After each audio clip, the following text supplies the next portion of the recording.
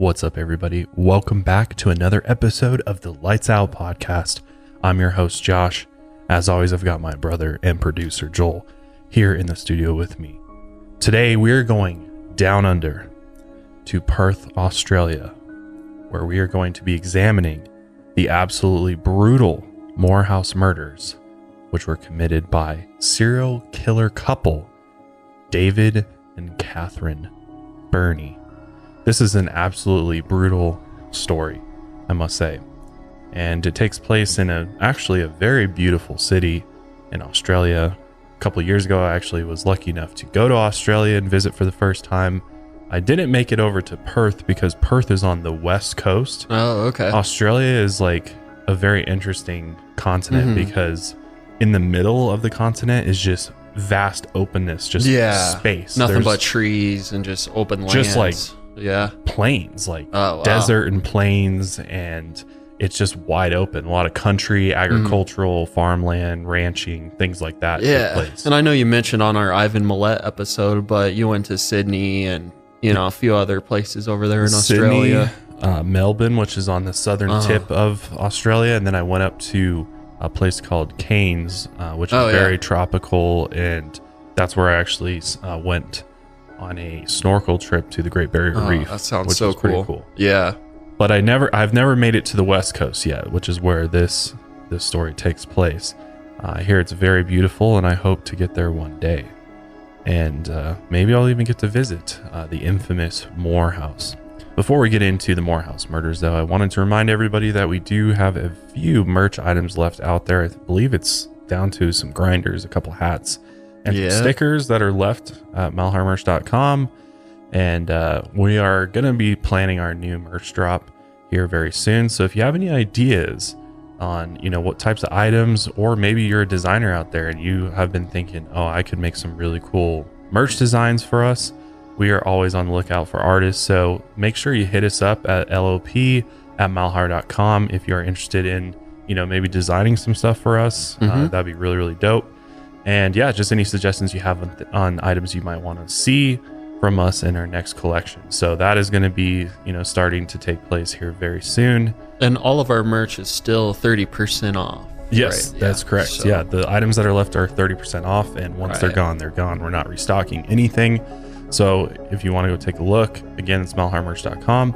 Also, if you haven't tried CBD before, highly recommend it. Helps you chill out, especially when listening to these very, very crazy episodes that we've been putting out lately.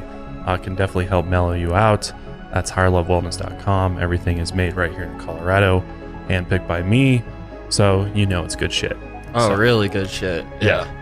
Definitely a great thing to add to your supplement routine every day. I can't speak highly enough of hemp and CBD. But this episode of the podcast is actually brought to you by Pretty Litter, Every Plate, and Bartleby Learn, baby. So let's not waste any more time, and let's just jump right into the story of David and Catherine Birnie. So we're going to begin our story on November 10th, 1986. And 17-year-old Kate Moore had escaped certain death. She ran up to a man standing outside a store in Fremantle, which is a city or suburb in Perth, Australia. She was wearing only black leggings and a singlet, and she frantically told the man to call the police. She said if a woman tried to claim she's her daughter, don't believe her. I've been raped. The man took her to Palmyra Police Station, which is a small station in Perth, and she tried to tell the officers that she had been kidnapped, raped, and tortured by an insane couple. She was then taken to an interview room to wait for an officer to take her statement. Senior police officers then sent Laura Hancock to go and talk to Kate. She was a 22-year-old rookie who had never taken a statement from a victim before. She was also the only female officer on duty at the time. Sending someone fresh out of the police academy to interview Kate was a clear sign that they likely doubted her story. Kate was in complete shock, and she showed almost no emotion and recited her story as if it had happened to someone else. She was noticeably exhausted and looked like she had been through hell. She provided such specific details about what happened to her that Laura knew, without a doubt, she was telling the truth. Kate said she was kidnapped by a man and a woman at knife point. And she described the couple, their car, and the house they took her to. She also described in great detail about being raped and tortured before she was able to make a daring escape. Laura tried several times to get senior officers to take Kate's story seriously, but they just didn't believe her until Kate revealed that she had a name, a man named David Birnie, who was a known criminal. And that's when these police officers finally realized, okay, she might just be telling the truth. David John Birnie was born on February 16th, 1951, and he grew up in a semi-rural suburb of Perth, Australia. His parents, John and Margaret, were abusive alcoholics, so much so that their pastor advised them not to get married because only tragedy would ever come of this. Margaret had a reputation for being vulgar and promiscuous, and it was even rumored that she traded things like rides and taxis for sexual favors. John, on the other hand, was an unhappy and unattractive man, and people thought one of the reasons he was so miserable, and this was a rumor, was because he had a small penis. He was also physically handicapped, and he had trouble walking, and he stuttered so bad he could hardly speak. David Birnie was the oldest of 5 children to Margaret and John, and all the kids were put into foster care by Child Protective Services multiple times. Even as an infant, David was severely neglected. The family attended Wattle Grove Baptist Church, where they were known as the problematic and dysfunctional family, and there were even rumors that went around that there was incest within the family. As young as 3 years old, David's Sunday school teacher could tell he was troubled and violent. David was 10 when his parents got divorced. He was then responsible for his younger siblings most of the time. Their house was always filthy and the kids were on their own for meals. David's family moved to another Perth suburb when he was about 12 years old, and it was there he met a girl in the neighborhood named Catherine Harrison, and he was instantly drawn to her.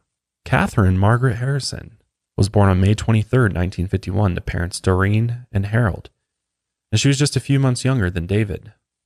When she was 2, her mother died giving birth to her baby brother, who then died a few days later. Catherine briefly lived with her father in South Africa, but Harold decided he didn't want to be a single father, so he sent her back to Australia to live with his late wife's parents, and there were also rumors that Harold had been abusing his daughter.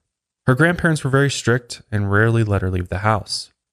When her grandmother had an epileptic seizure, Catherine was shipped off again to stay with her aunt and uncle. When she was 10 years old, Harold decided he wanted custody and fought to get his daughter back.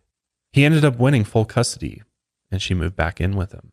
Needless to say, Catherine had already dealt with a ton of rejection and abandonment issues by the time she met David. And the two of them actually started dating when they were about 14 years old. David was smart and charming. He was also well-read and knew a lot about politics, science, and history. Catherine, on the other hand, was shy and reserved. But David actually digged this. And they spent all of their time together and eventually started getting into trouble with the law for breaking and entering and petty theft.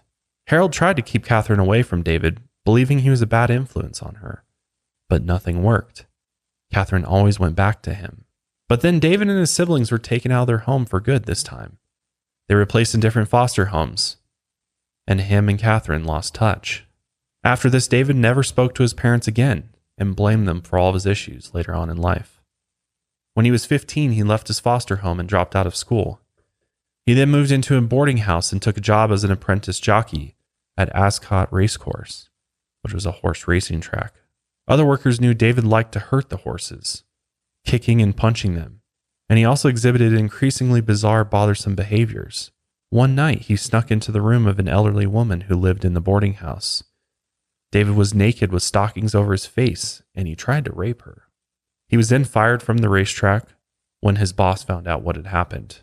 And by this time, David had already had a lengthy criminal record and had even served time for the misdemeanors and felonies he committed. David also developed multiple fetishes, including having a huge collection of pornography, and was allegedly addicted to sex. He even claimed that he had to have sex every day. One night, he told his younger brother James that he hadn't had sex for a few days and asked if they could have sex together. James said no, of course, but that night, he woke up to David trying to rape him, his own brother. At some point, James and David were cellmates in prison, which is when they likely started a sexual relationship. James was in prison for sexually assaulting his 6-year-old niece, who he said had led him on. He even told a reporter that you don't know what they can be like. Once they were out, though, David kept going to James whenever he needed a release, and no women were available. Meanwhile, Catherine had also dropped out of school. She took a job as a machinist in a factory making window blinds. Her and David got back in touch and went right back to committing crimes together. This is absolutely insane, but on David's brother's 21st birthday, he said that he could have sex with Catherine. And Catherine was obviously hesitant at first, but David is able to convince her to go along with this because David actually enjoyed watching his wife and brother have sex. And this happened to be James's first sexual experience with a woman. Also, during this session, David injected the tip of James' penis with cocaine using a hypodermic needle, claiming that this would give him a better orgasm. Couldn't even imagine that being your first sexual experience and your brother is injecting your penis with cocaine. Yeah, what the fuck? That sounds so painful too. Oh my God. I can't even imagine how that went down. Ugh. But the couple focused on stealing more expensive items in order to fund a future together. They were caught in June 1969 and pled guilty to 11 counts of breaking and entering and burglary. They had taken $3,000 worth of stolen items and tried to break into a safe at a drive-in movie theater. As a result of the crimes, David was sentenced to 9 months in prison, and Catherine got probation. At the time, she was pregnant with another man's baby. The noticeable pregnancy likely helped her get a more lenient sentence. But soon it came to light that they had committed 8 additional counts of burglary and breaking and entering. David was then sentenced to 3 more years in prison, and Catherine was sentenced to 4 years of probation. David actually broke out of prison, and they were together again briefly before he was sent back in order to finish out his sentence. Catherine served 6 months and even had her baby in jail, which was immediately taken from her by Child Protective Services. By the time David was released, everything had changed for Catherine. Her parole officer encouraged her, you know what, you should probably stay away from David. After she was released, he helped her find work as a nanny and housekeeper for the McLaughlin family. She also got her child back and started seeing one of the sons, David McLaughlin. And she actually got pregnant with him and even got married on her 21st birthday. She then gave birth to their son, Donnie Jr. But when he was an infant, he was hit by a car in their driveway and killed. Catherine watched her son die and was absolutely traumatized by this experience. She then had 6 more kids with Donald, but after a back injury, he was no longer able to support them. They then had to move into government housing, and Catherine had to care for her husband and all of the children by herself. And she had no idea how to take care of the kids or the house. And they were literally raised in squalor with almost no rules or discipline. Meanwhile, David's out there just rolling around where he met a woman named Carrie in 1972. And they actually got married and had a daughter named Tanya. He was doing much better than Catherine and seemed to enjoy spending time with his family and raising his daughter. But around 1978, David suffered a head injury at work, and his personality started to change. He became emotionally abusive and started having affairs with young women and girls. And around their 10th year of marriage, he brought home his 16-year-old girlfriend and announced that she was moving in. Tanya was told to stay in her mother's room while David and his girlfriend took over her room. Carrie packed her things and left with Tanya. Once his wife and daughter were gone, he decided, you know what? Screw them. I want Catherine back. So in 1983, he tracked her down in a hospital where she was recovering from a hysterectomy. And Donald came to visit his wife. And there he found David holding Catherine's hand. Again, Catherine was married and had 6 kids, but none of that mattered to David. And just 4 weeks after giving birth to Donald's child, the two of them started having an affair. Catherine then decided to divorce her husband 2 years later. She called Donald and told him she wasn't coming home. And that was it. She just left. She left her husband, abandoned her children, and cut off contact with the rest of her family just to be with David. She never actually legally married David, but she took his last name. And they moved into a new home at 3 Moorhouse Street in Willagee, a working-class suburb of Perth. After they moved in, their neighbors viewed them, as quiet and polite. But inside the house, it was nothing but chaos. They were doing drugs like heroin and experimenting with all sorts of wild sex.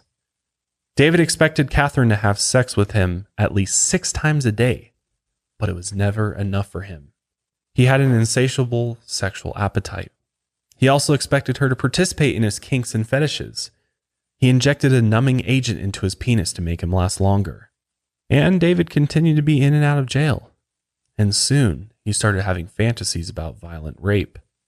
He told Catherine how thrilling it would be to watch him have sex with another woman, and that she would have mind-blowing orgasms just watching. They enjoyed talking about it, but at this point, all of that was just a fantasy. By the time they were 35 years old, David not only convinced Catherine that this was a good idea, but they escalated the plan to involve kidnapping and actual violence. Catherine wanted to watch David rape a bound and gagged woman, and over the next several months, they planned every detail of the crime. They even developed a system where Catherine would choose the victims, and they would go and pick up the woman, and Catherine would decide if she was okay with David raping her. If she spotted someone she approved of, she'd say, "I've got the munchies." And if David liked the victim, he'd reply, "I've got the munchies too." They figured it would be easy to lure a woman into their car with another woman present. And for months, David practiced picking women up to stalk and planning potential kidnappings. He just needed the right opportunity. In 1986, David was working in a spare parts yard. He was well liked by his coworkers and described as reliable, competent, and friendly. But one day, he met Mary Nielsen, a 22-year-old psychology student with just a year left before graduation, and she came to the junkyard looking for new tires for her car. And David told her he could give her a better deal himself and gave her his phone number and address. Mary worked part-time at a deli to make money for school, so she was happy to take the deal. So they set up a time for her to come over to David's house. She arrived at the house on October 6, 1986, around 5 o'clock. The small house was shabby and run down, the paint was peeling and faded, and the yard was covered in weeds. And the garden was just filled with mostly dead flowers. She walked up to the house, knocked on the door, and David answered it and invited her in. And almost immediately, he pulled out a knife and dragged her to the bedroom. Mary was young and pretty with long brown hair, and Catherine may have viewed her as a threat, but she approved. They then chained Mary to the bed and gagged her, and David raped her repeatedly while Catherine watched, even cheering him on, giving him suggestions on what he should do, and asking David what turned him on the most during the violent attacks. When he was done, they then drove Mary to Glen Eagle State Forest in the semi-rural area at Bedfordale. They drove her to a deserted spot near Albany Highway, and David raped her again, and then used a nylon cord and a tree branch to strangle her to death. They then put her body in a shallow grave in the park, and David stabbed her in the chest before mutilating her body and burying her. He had actually read that piercing the body would speed up the decomposition process. They then ditched her car next to a police station, which is actually a good place to abandon a vehicle and make sure it doesn't get found right away, because it actually took the police 6 days after Mary was reported missing to even realize that was her car, parked at the police station.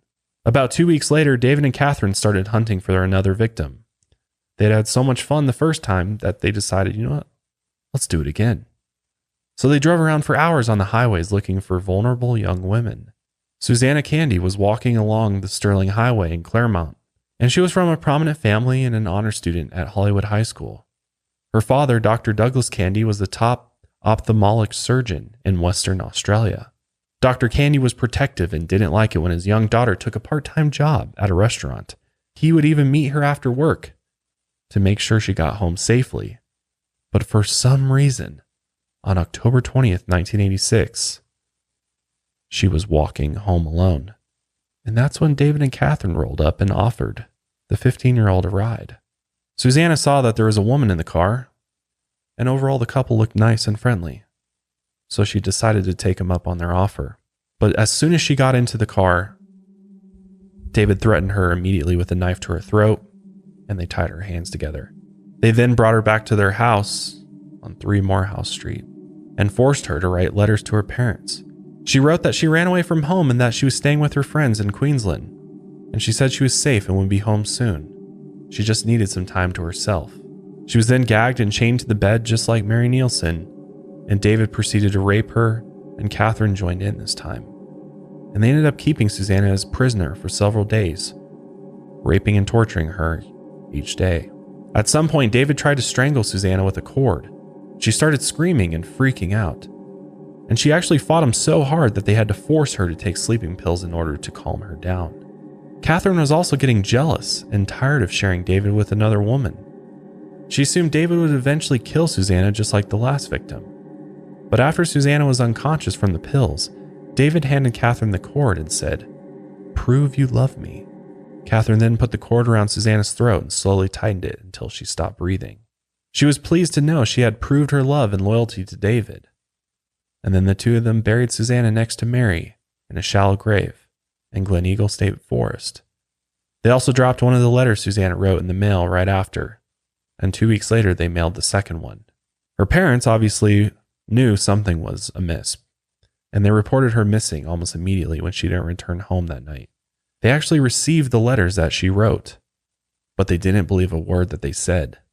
They knew that their daughter would not run away like that, and immediately they feared that she was dead. Unfortunately, the letters reinforced the police's theory that she was a runaway, and so they never actually went and looked for her. How crazy is that? Yeah, wow. Literally. They're just like, oh yeah, she probably ran away. Here's the letters to prove it. Meanwhile, the parent, and I never understand this with missing persons investigations, like police don't take it seriously when the parents are like, no, our daughter would have literally came home. Right. She's 15, first of all, so that should be a red flag that a 15-year-old's going clear across, the country to stay with her friends and not just up and leave her parents. Yeah. I mean, super ridiculous. The police just draws to conclusions like that. Yeah. Meanwhile, she's literally been killed. Like, right. How sad is that? It's just unbelievable. Yeah. And then just a week later, Catherine and David had their eyes on their next victim, 31-year-old Noeline Patterson. Noeline worked as a bar manager at a golf club. She was outgoing and charming and very attractive. She had previously worked as a flight attendant and lived with her mom in Eastern Perth. And when she left work on November 1st, her car ran out of gas on the Canning Highway. David and Catherine happened to see her on the side of the road next to her vehicle, and she was relieved when she saw them pull up. And what's crazy is she actually knew David and Catherine, because a few weeks before, they'd actually helped her wallpaper a room in her house. And so when they offered her a ride, she hopped right in. But as soon as she was inside the car, they tied her up at knife point. They then brought her back to Moorhouse Street, and they chained her to the bed and gagged her. And again, she was repeatedly raped, just like the first two victims. And the plan this time was to kill her later that night, but David apparently got attached. She was exceptionally beautiful, and he seemed to be captivated by her. So he ended up keeping her for 3 days, raping her multiple times a day, and just, putting off any plans to kill her. And again, it didn't take very long before Catherine was fed up with how attached David was becoming. The jealousy was building up, so much so that she finally held a knife to Noeline's throat and threatened to kill her herself if David didn't kill Noeline immediately.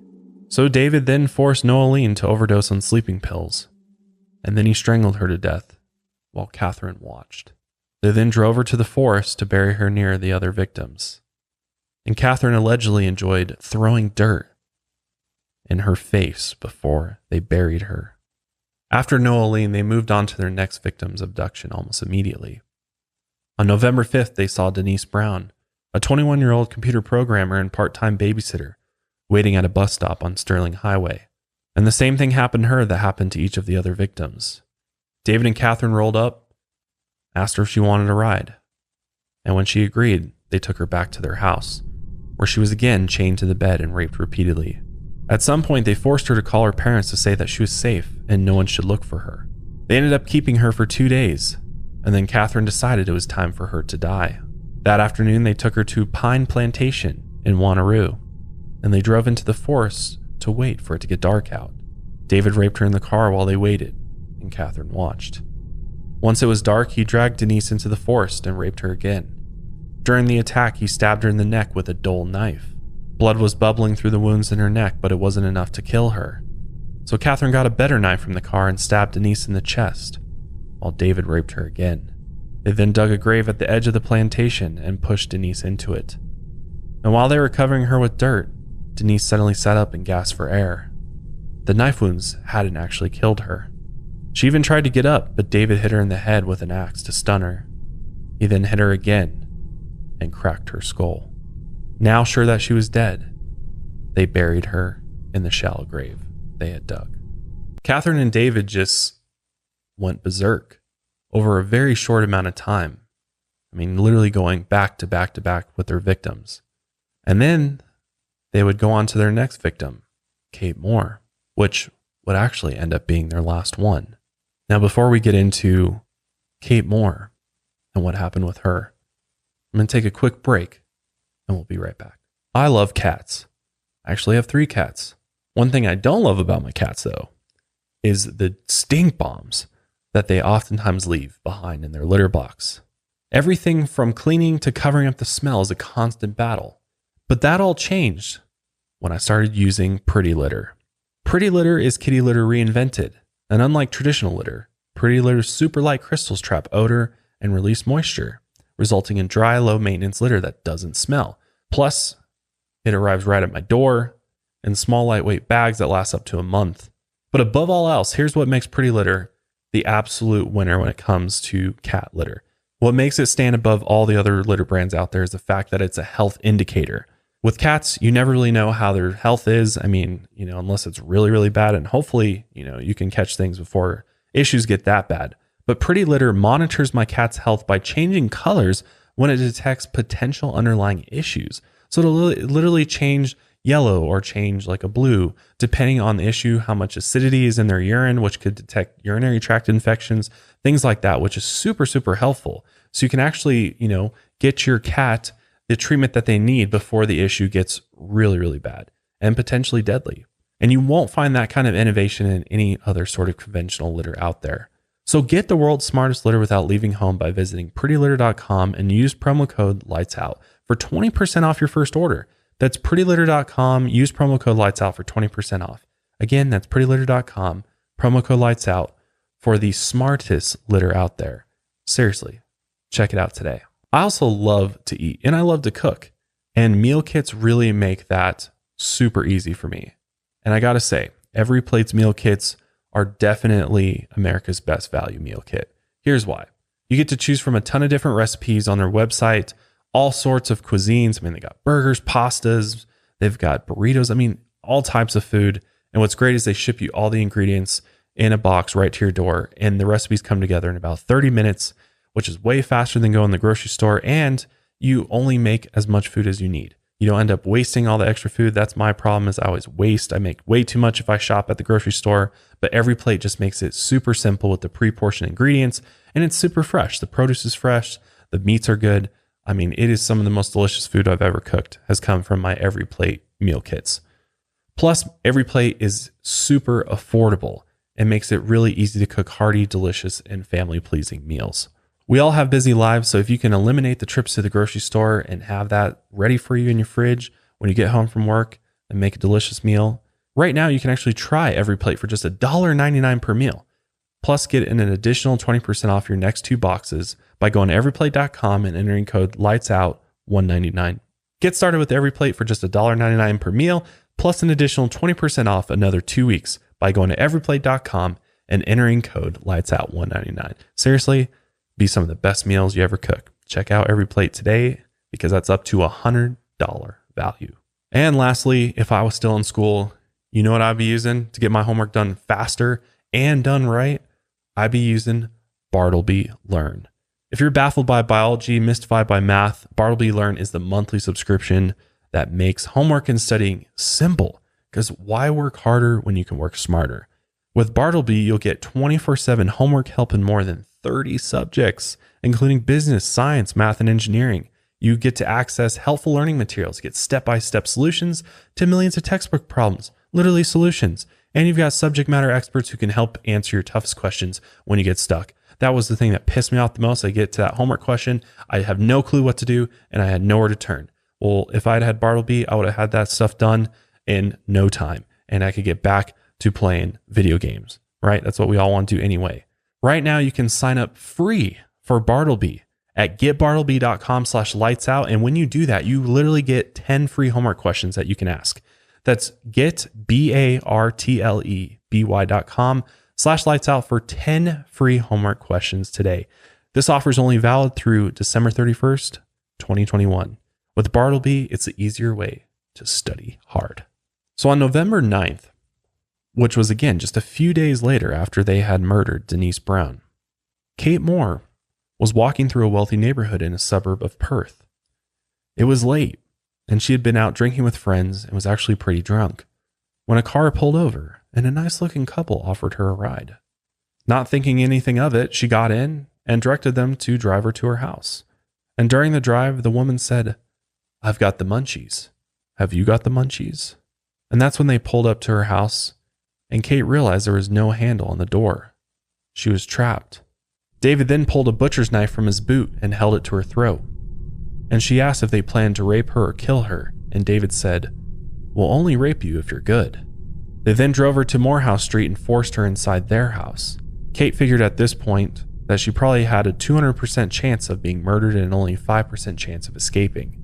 And the next few hours were very, very strange. Her captors shared a joint with her and forced her to dance for them to the song Romeo and Juliet by Dire Straits. And obviously this was scary as hell, so much so that she was crying as she was dancing. It was literal psychological torture.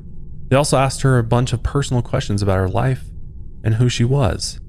And then they put on a VHS tape of Rocky, starring Sylvester Stallone. They then forced her to shower. And she thought it was strange because she knew David was about to rape her. David was wearing a short mustard-colored dressing gown. The first time she was raped was just after midnight. And while David violently assaulted her, Catherine just stood nearby, taking notes. They then forced her to shower again and then chained her to the bed. And at some point, she asked for a pen and paper to write goodbye letters to her loved ones. But during the night, she secretly hid evidence all over the house. She thought that after they killed her, someone might find something that proved she was there.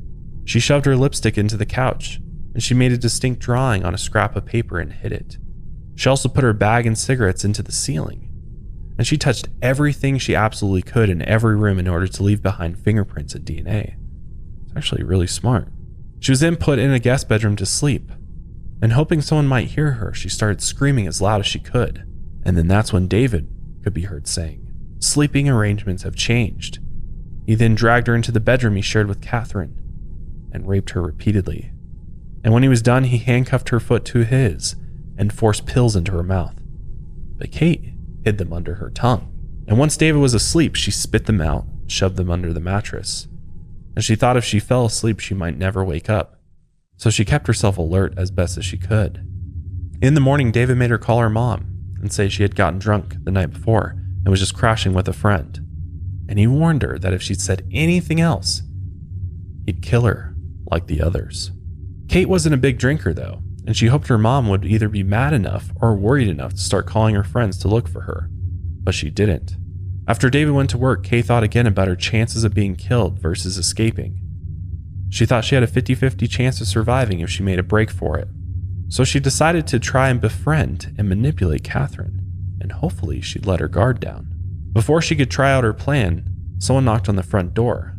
Catherine was expecting this person for a drug deal that they had set up, so she left to answer it and didn't lock up Kate before leaving the room. And with nothing left to lose, Kate rushed to the window, broke the lock, and shoved it open. She then climbed out and landed on the driveway, hitting her head against the concrete. She then got up and started running as fast as she could, barefoot across the street. She frantically knocked on 4 doors, and no one answered. She hopped over a gate and was attacked by David's dog. She then ran around a corner to a store parking lot and begged a man standing outside for help. And that's when she was brought to Palmyra Police Station and talked to rookie officer Laura Hancock. Once Kate identified David Birnie as one of her captors, Detective Sergeant Paul Ferguson took over the case. They had multiple missing person cases of young women, and they had all come from backgrounds similar to Kate's. They were normal middle-class young women or teens with happy home lives and no reason to run away. The couple that had abducted Kate had given her fake names, but she actually saw David's real name on a medicine bottle in the house. She had also memorized the address and phone number, and she could describe the kidnappers in detail. She said the woman was in her mid-30s, short and skinny with high cheekbones and a permanent frown, and the man was also mid-30s, thin with a long hooked nose. Kate then went with the police to the address she remembered and positively identified the house. But when they got there, no one was home. Officers were then sent to David's work to pick him up, and they waited until Catherine got home to arrest her too. But they interrogated them separately. Catherine said she had no idea who Kate was and had never met her, and she refused to say anything else without David. David, however, claimed that Kate came to his house willingly, and that they hung out, smoked some marijuana together, and they had sex, and that it was all consensual. But when police searched the home, they found everything that Kate said she left behind, including her drawing. And they found a VHS tape of Rocky in the VCR, just like she had said. And David was the first to confess. He admitted to raping and killing Mary Nielsen, Susanna Candy, Noeline Patterson, and Denise Brown, and told the police where to find the bodies. Allegedly, a detective used a hot soldering iron to force David to confess, but this is just a rumor. When they told Catherine that David told them everything, she caved as well. She admitted she was a willing accomplice, and she said she took photos of David while he was raping their victims.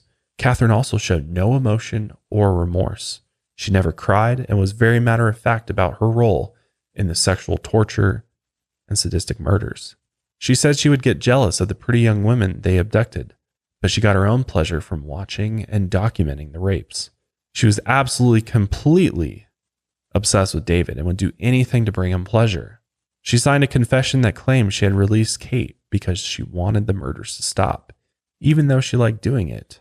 And she even volunteered to take the investigators to the grave sites. So the officers took the couple in handcuffs to the pine plantation in Wanneroo, where they had left the body of Denise Brown, and they located her between a line of trees. They then proceeded to go to Glen Eagle State Forest to find the rest. And after checking multiple areas, David found the gravesite of Mary Nielsen and Susanna Candy. When they were digging up Susanna, Catherine explained why she participated in the murders. She was quoted as saying, "Because I wanted to see how strong I was within my inner self. I didn't feel a thing. It was like I expected. I was prepared to follow him to the end of the earth and do anything to see that his desires were satisfied." She was a female, and females hurt and destroy males. Catherine seemed anxious to show them the final grave herself. A short distance away, they found the body of Noeline Patterson. Catherine actually spit on the grave and said that David liked this one too much, so she hated her. And this was the first time she showed any emotion at all, and it was pure anger towards the victim. They tried again to get the real reason she participated in the murders, and she repeated that she could never say no to David. At this point, the media picked up the story and started calling this case the Moorhouse murders. And people were absolutely shocked and horrified by this murderous, evil couple and their apparent lack of remorse. A 19-year-old woman came forward and said David and Catherine had once tried to pick her up when she was walking home from her university. Catherine had waved her over, but before she got into the car, she saw a young person unconscious in the back seat. And she wasn't sure if it was a male or a female, but the whole thing just freaked her out. So she turned down the ride, and they just drove away.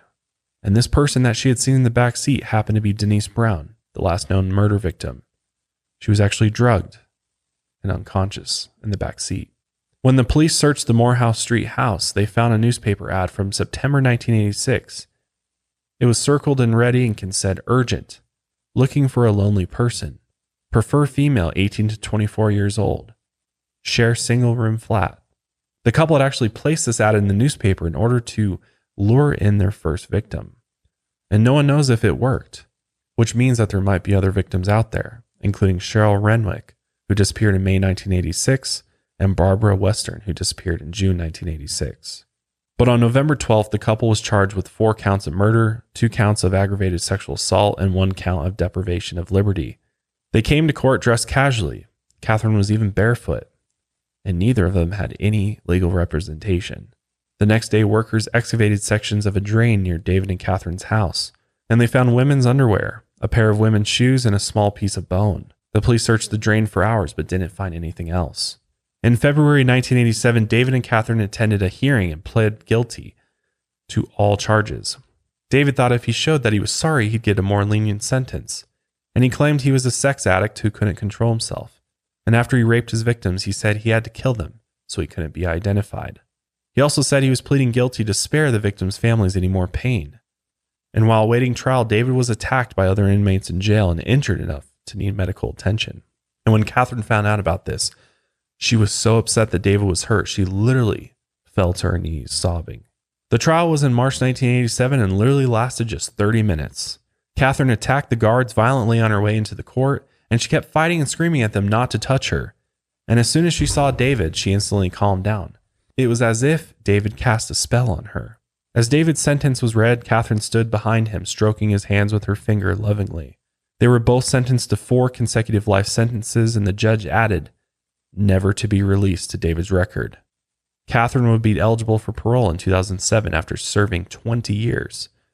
And when asked why he pled guilty, David motioned toward the family of their victims and said, "It's the least I could do." Catherine had to be dragged away from David, kicking and screaming. She even spit at the guards. And she was brought outside to face an angry crowd outside the courthouse. David was brought out next, and the crowd threw garbage and demanded his death. And David just smiled and blew a kiss. Neither of them ever appealed their sentence. The Australian Attorney General publicly said it was extremely unlikely that they'd ever be released. David was sent to a maximum security prison and got in multiple fights with other inmates. He was violent and aggressive. He was injured several times, but the injuries he caused were always much more severe. Eventually, though, he was moved to solitary confinement and then to converted death row cells. When that facility closed down in 1990, he was moved to another maximum security prison in Western Australia. Catherine was sent to Bandy Up Women's Prison, which houses prisoners of all security classifications. About 10% of the population there are classified as maximum security offenders, like her. And over the next 4 years, they exchanged 2,600 letters. They were never allowed any direct contact, though. And Catherine blamed herself for them getting caught. She also wrote letters to her kids to explain why she left. And in the letter, she showed remorse for her crimes. Her kids visited her in prison, and so did David's first wife, Carrie. And Catherine said she acted out during the trial because she was detoxing from heroin. She said she was holding on to hope that she would get out one day and be able to see David again. David appealed to a judge in 1990 to be allowed to see her. He said if he couldn't see Catherine, he'd kill himself. And the judge denied his appeal. Prison officials confiscated his computer in 1993 and found massive amounts of pornography on it. He said he still suffered from sex addiction. Catherine stopped writing to him in the late 90s and started focusing on her own parole. She worked in the prison library, started painting, and participated in musical productions. As you can tell, maximum security prison in Australia is much different than maximum security prison here in the United States. Oh, yeah. Especially being able to look up pornography on the computer. I mean, that would never be possible here. No way. So, yeah, I mean, they have a much more, I guess, lenient, less intense maximum security prison. It's pretty life crazy how they're giving them access to the internet. Yeah. I mean, if you're a serial killer here in the U.S., you're probably going to be solitary confinement. Oh, yeah. You know, or on death row. And be lucky to get a little radio. Yeah, seriously. Like, let alone a TV or something. Yeah, it's just crazy how, like, prison for, you know, it's different for maximum security inmates in other countries. It's wild. Damn. Yeah. Internet in Australia's prison, that's almost inviting, you know? I know. It probably wasn't even that bad for him. Yeah. Still got to feed his porn addiction. Yeah, exactly. Right. But Catherine also had some run-ins with guards. She was caught with a knife and manipulated prison officials more than once, including passing letters between teenage murderers, Jessica Stasinowski and Valerie Parashmuti, after they were separated. When Catherine stopped answering his letters, David fell into a deep depression, was put on medication. And in 2005, he was charged with sexually assaulting another inmate. And that October, a clerical error in the prison system cut off his antidepressants. And at 4:30 a.m. on October 7, 2005, David was found dead in his cell. He had hung himself from an air vent with his sheet, and he was 54 years old at the time of his death. And despite his history of violence, a former guard called him a model prisoner and claimed he rescued and cared for injured animals. Catherine wasn't allowed to go to David's funeral, and no one claimed his body, and he was just buried in an unmarked grave. Catherine was denied parole in 2007 and 2009, and upon request from the families of her victims, she'll likely never get out of prison. She's also only the third woman in Australian history to have paperwork marked never to be released. Again, she tried for parole in 2010 and 2016, and she was denied again. And her parole was likely denied due to Kate Moore, the one victim to have escaped. Because in 2017, Kate started a campaign to end mandatory parole reviews, which took place every 3 years, in order to stop the re-traumatization of victims. Catherine's youngest son, Peter, says he's been harassed and assaulted because he's related to her. And he actually publicly supported Kate's campaign and said his mother should be put to death.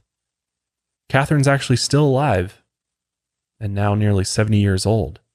And she's the longest serving inmate at Bandy Up and has remained one of Western Australia's most notorious serial killers. And their infamous house, the Moorhouse Street house, is still standing. It's actually had 5 different owners over the last few decades and was sold to new owners this past January for $425,000, which was $34,000 less than the asking price. And by law, the new owners must be informed about the crimes that took place there, which I can't even imagine why you'd want to move into a house with that kind of crimes what were committed there and that type of energy. Talk just about bulldoze these houses where these serial killers are doing this heinous shit. I was gonna say, talk about bad energy. Like, why would you want to move into that? Like, Jesus. And honestly, I think Catherine deserves to stay in prison for her role. I mean, she stood by and basically supported him and participated in the abduction of these victims and ultimately the deaths of these women. I mean, it's super sad. It's just a super fucked up story of. Oh, it really is. Like, I think a mentally ill individual. Clearly, I mean, from birth, I think he was pretty much screwed. Something when it came to his life for sure. This sexual issues of his, and I don't know. I'm sure the psychology there is extremely complicated, and there's probably an explanation for it that I'm just not qualified to give. But I think it's pretty clear that his upbringing had a lot to do with his life and what he ended up doing. And then it is very odd though that Catherine was so devoted to him. But then again, I mean, to find out that she was on heroin, it's probably likely that David was like feeding her heroin to keep her so attached to him. Definitely. I think David was enabling her in lots of ways that made it to where she was benefiting from. Yeah. And I mean, with him. maybe she loved him, but then again, like how can you love somebody like David? Shit. I mean, the dick can't be that good. No. So, well, and he just wants to go rape other women. So it's like, what? I don't even know. And what's even the point of that relationship ultimately? She's mentally just as fucked up as David for partaking in that. So, and I feel bad for their kids. I mean, their kids have to live with. I mean, these guys are probably some of the most infamous serial killers in Australia, and definitely the most infamous couple. So I can't imagine, having the last name of Birnie and people recognize that right away and you're related to David. I'm sure that's really, really hard. God, you almost got to like change your last name. Seriously. Why would you want to have that? Want to be, I wouldn't want to be related to him at all. I would definitely change my name. Yeah. And this one is just like, I don't know. This one is just hard because there is so much like conflicting information about this and there's so many rumors. That's the main thing, is there's so many rumors in this that we don't even know 100% are true. I mean, we know that he killed these poor women. Well, but the research for this was just really messy. There's a lot of gaps in their stories and their timelines and their history and stuff. So hopefully this all made sense in some way, and hopefully it was I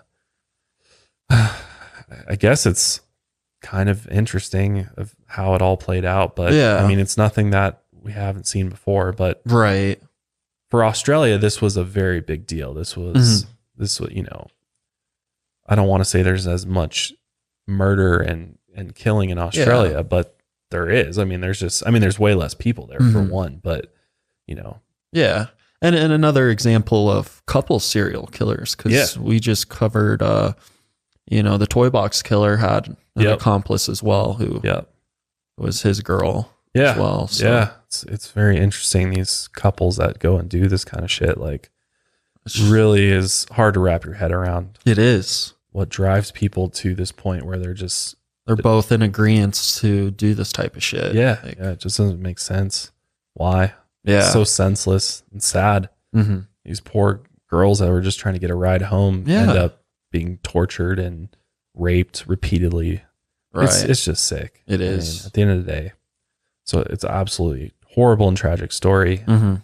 And definitely want to remember the victims. Right. That's the whole purpose of even covering these stories. Exactly. It's about the victims and their recognizing families. what they went through and how what they went through. How horrible this was. And obviously there's a lesson to be learned. Like, can't trust anybody. You can't trust a nice looking couple that offers you a ride home. I mean, it's just like, you have to be so careful these days. So for sure. So be safe out there, and we will be back next week. We're going to kind of switch gears here, and we've been doing a lot of death and torture, and I need a little break, a little cleanse from all of this violence. And so we've got some really interesting episodes. We're going to get back in the paranormal world, which I'm very excited about. Got some really good episodes coming up here. So hopefully you'll stay with us, and we'll be back next week with another episode of Lights Out Podcasts.